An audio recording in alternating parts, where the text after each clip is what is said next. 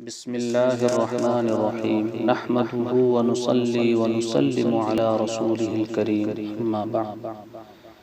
اعتکاف کی تین قسمیں ہیں: واجب، سنت مؤکدہ کفایہ اور مستحب۔ نذر کا اعتکاف واجب ہے۔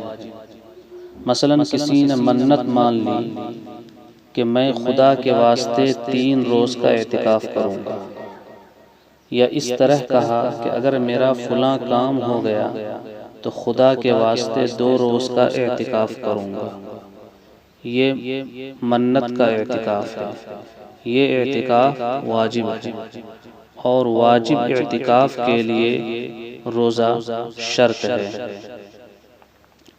روزہ کے بغیر واجب اعتکاف نہیں ہوتا۔ اگر کوئی شخص رمضان میں اعتکاف کی منت مانے تو رمضان کا روزہ کافی ہے۔ اعتکاف کی دوسری قسم ہے سنت مؤکدہ کفایہ۔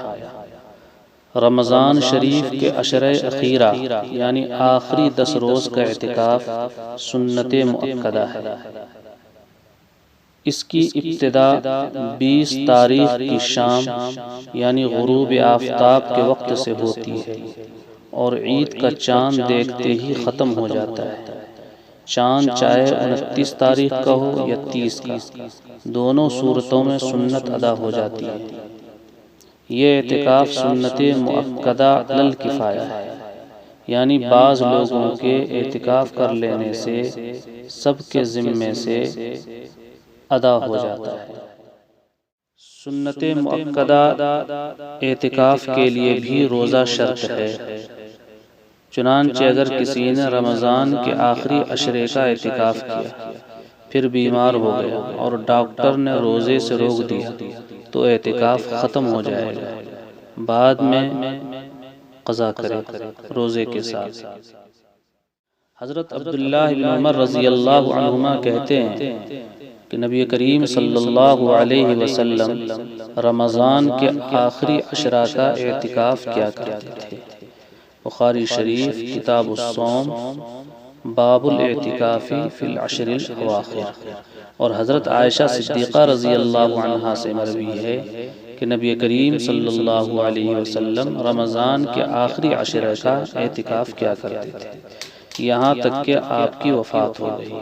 پھر آپ صلی اللہ علیہ وسلم کے بعد آپ کی ازواج مطہرات نے اعتکاف کیا۔ بخاری شریف کتاب الصوم باب الاعتکاف فی العشر الاواخر۔ حضرت نبی کریم صلی اللہ علیہ وسلم جب مدینہ منورہ میں ہوتے تھے تو ہمیشہ رمضان کے آخری عشرے کا اعتکاف کرتے تھے، مگر آپ صلی اللہ علیہ وسلم نے نہ تو صحابہ کو اعتکاف کرنے کی تاکید فرمائی، نہ اعتکاف نہ کرنے والوں پر نکیر فرمائی۔ اس لیے مواظبت سے اعتکاف کا سنت ہونا یا زیادہ سے زیادہ سنت مؤکدہ ہونا ثابت ہوتا ہے۔ اگر آپ صلی اللہ علیہ وسلم نے مواظبت کے ساتھ صحابہ کو اعتکاف کی تاکید بھی فرمائی ہوتی یا اعتکاف نہ کرنے پر نکیر فرمائی ہوتی تو اعتکاف کا وجوب ثابت ہوتا۔ اعتکاف کی تیسری قسم ہے مستحب۔ واجب اور سنت مؤکدہ کے علاوہ سب اعتکاف مستحب ہیں، اور مستحب اعتکاف کے لیے نہ وقت کی تحدید ہے اور نہ ہی روزہ شرط ہے۔